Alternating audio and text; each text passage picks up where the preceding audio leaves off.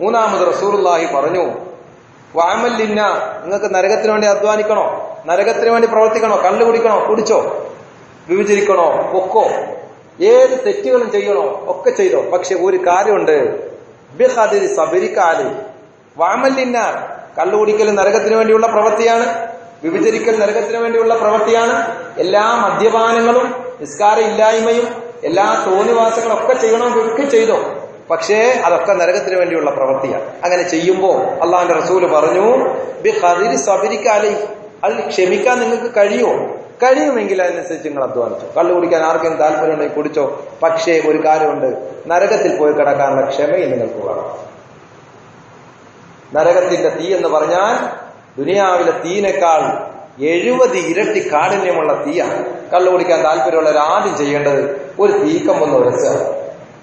അത് സ്പാർക്ക് ചെയ്യുമ്പോൾ ഉണ്ടാകുന്ന ആ തീപ്പൊരി എന്റെ കയ്യിൽ സ്പർശിക്കുമ്പോൾ, എന്റെ കൈ കൊള്ളുമ്പോൾ എനിക്ക് അസഖ്യമായ വേദനയാണ്. ഉടനെ ഞാൻ നേരെ ഓടുന്നു, തണുത്ത വെള്ളത്തിൽ എന്റെ കൈ കൊണ്ട് മുക്കി വെക്കുന്നു. കാരണം എന്തേ, ക്ഷമിക്കാൻ കഴിയുന്നില്ല. ഇതല്ലേ നമ്മുടെ അവസ്ഥയെങ്കിൽ പിന്നീട് കണ്ടുപിടിക്കരുത്. കാരണം ദുനിയാവിലെ ഒരു തീക്കമ്പിന്റെ കൊള്ളിയുടെ ആ ഒരു അംശം പോലും മേക്കാൻ എനിക്കും നിങ്ങൾക്ക് കഴിയുന്നില്ലെങ്കിൽ പിന്നെ കണ്ടുപിടിക്കരുത്. അത് ഏറ്റ് കൈ സ്വന്തം പൊള്ളിച്ച് ക്ഷമയോടെ നിൽക്കാൻ പറ്റും. നരകത്തിൽ പോയി കിടക്കാൻ കുഴപ്പമില്ല, അള്ളാഹ് വന്നതല്ലേ, ഏതായാലും ദുനിയാവിൽ ഇങ്ങനെയൊക്കെ ജീവിക്കാൻ, നരകത്തിൽ പോയി കിടക്കാൻ ഞാൻ ക്ഷമയുള്ളവനാണ് എന്ന് പറഞ്ഞ് ക്ഷമിക്കാമെങ്കിൽ അതൊക്കെ ചെയ്തു. ഇത് ശരിക്കും പറഞ്ഞാൽ അർത്ഥവ്യാപ്തിയുള്ള എത്രയോ വിഷയങ്ങളെക്കുറിച്ച് മുൻഗാമികൾക്കും പിൻഗാമികൾക്കും പറ്റുന്ന നിലയ്ക്ക് വ്യക്തമായ ഒരു മെസ്സേജാണ് മുഹമ്മദ് റസൂൽ സല്ലല്ലാഹു അലൈഹി വസല്ലമ തങ്ങളുടെ ഈ ഹദീസ്. അതുകൊണ്ട് പ്രിയമുള്ളവരെ, ഈ ദുനിയാവ് ടെമ്പററിയാണ്. ഇതിനെ സംബന്ധിച്ച് അള്ളാഹുവിന്റെ റസൂൽ വിശദീകരിച്ചത് എങ്ങനെ, ഈ ദുനിയാവും ആഖിറവും തമ്മിൽ കമ്പയർ ചെയ്യുമ്പോൾ ദുനിയാവിലെ ജീവിതത്തിന്റെ ആ ഒരു അവസ്ഥയും ആഖിറത്തിന്റെ ജീവിതത്തിന്റെ ഒരു അവസ്ഥയും തമ്മിൽ കമ്പയർ ചെയ്യുമ്പോൾ അള്ളാഹുവിന്റെ റസൂൽ പറഞ്ഞു, വല്ലാഹി മദ്ദുനിയാ ബിൽ ആഖിറ ഇല്ലാ മദ്റുമാ യജഅലു അഹദുകും ഇസ്ബഅഹു ഫിൽ യമ്മി ഫൽയൻദുർ മാ യർജിഉ ഇലൈഹി. വല്ലാഹി മദ്ദുനിയാ ബിൽ ആഖിറ, ആഖിറവുമായി ദുനിയാവിനെ കമ്പയർ ചെയ്യുമ്പോ ഇല്ലാ മിസ്ലുമാ യജഅലു അഹദുകും ഇസ്ബഅഹു ഫിൽ യമ്മ്, നിങ്ങളിൽ ആരെങ്കിലും ഒരാളുടെ ഒരു കൈവിരൽ സമുദ്രത്തിൽ കൊണ്ടുപോയി ഒന്ന് മുക്കുക. എന്റെ ഈ കൈവിരൽ ഞാൻ സമുദ്രത്തിൽ കൊണ്ടുപോയി മുക്കുകയാണ്.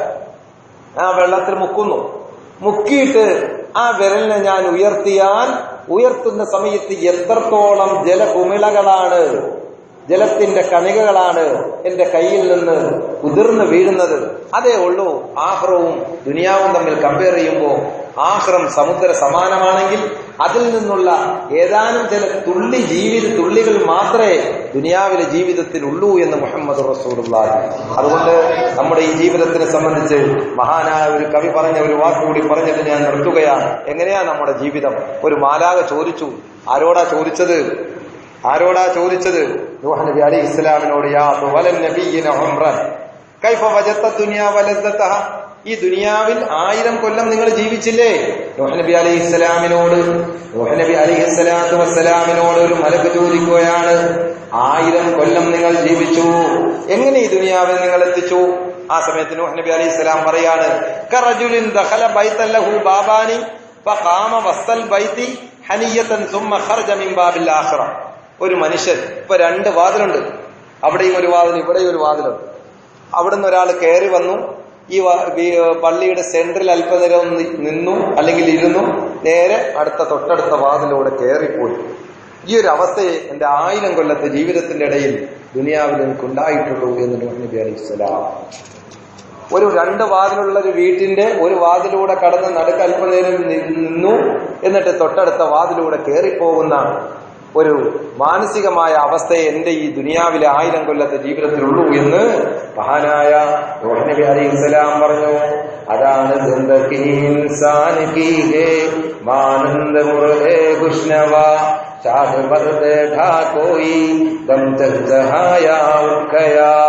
ഒരു മനുഷ്യന്റെ ജീവിതത്തെ കുറിച്ച് ഉറുദു കവി പറഞ്ഞതാണ്, ഒരു മനുഷ്യന്റെ ജീവിതം എന്നത് മരക്കൊമ്പിൽ വന്നിരുന്ന് അല്പനേരം പാട്ടുപാടിപ്പോയ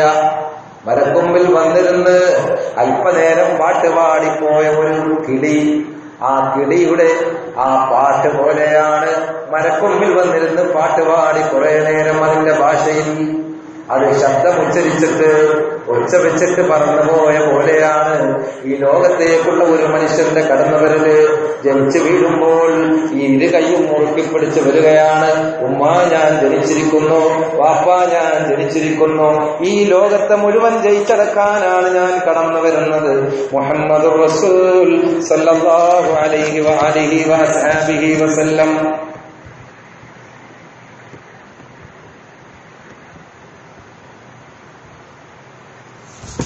മുഹമ്മദ് റസൂൽ സല്ലല്ലാഹു അലൈഹി വഅലിഹി വഅസ്ഹാബിഹി വസല്ലം പറഞ്ഞു, ഈ ദുനിയാവിലെ ജീവിതം നാം ഓരോരുത്തരും ചിന്തിക്കേണ്ടതാണ്. ആ ഉറുദു കവി പറഞ്ഞത് എത്ര ശരിയാണ്. ജിന്ദഗി ഇൻസാൻ കി ഹേ മാനന്ദ മുർഹേ ഹുസ്നവാ ഷാദ് ബർദേടാ കോയി ദം ചഹ് ജഹായാ ഉത്ഖയാ. മരച്ചില്ലയിൽ വന്നിരുന്ന് കളകരാഗതം മുഴക്കിപ്പോയ ആ കിന്നാരം പറഞ്ഞു പോയ കിളിയുടെ ആ ശൈലി പോലെയാണ്.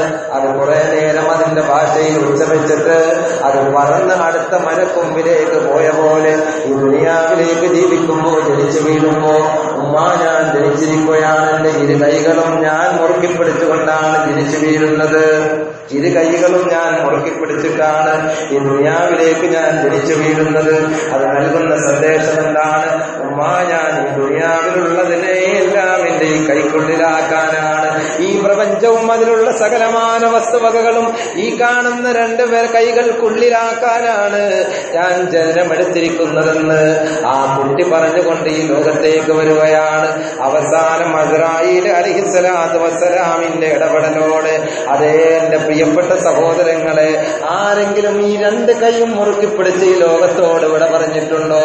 ജനിച്ചു വീഴുന്ന കുട്ടികളെ ഞാനും നിങ്ങളും കണ്ടവരാണ്. ഇരു കൈയും മുറുക്കിപ്പിടിച്ചുകൊണ്ടാണ് അവർ ഈ ലോകത്തേക്ക് ജനനമെടുത്തതെങ്കിൽ മരിക്കുമ്പോഴോ മരിക്കുമ്പോഴോ ഇരു കൈകളും നിവർത്തിപ്പിടിച്ചിരിക്കുകയാണ്. ഉമ്മ ഞാനൊന്നും കൊണ്ടുപോകുന്നില്ല, ഞാനൊന്നും കൊണ്ടുപോകുന്നില്ല.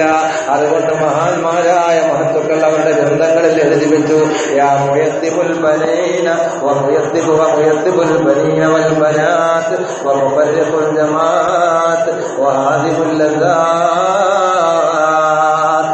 യാ ജാമിഅൽ മാൽ വൽ മുജ്തഹിദു ഫിൽ ബുനിയാൻ ലൈസ ലക മിൻ മാലിൻ ഇല്ല അൽ അക്ഫാൻ ബൽ ഹിയ വല്ലാഹി ലിൽ ഖറാബി വൽ ദഹാബ് വജിസ്മുക ലിൽ തുറാബി വൽ മാബ്.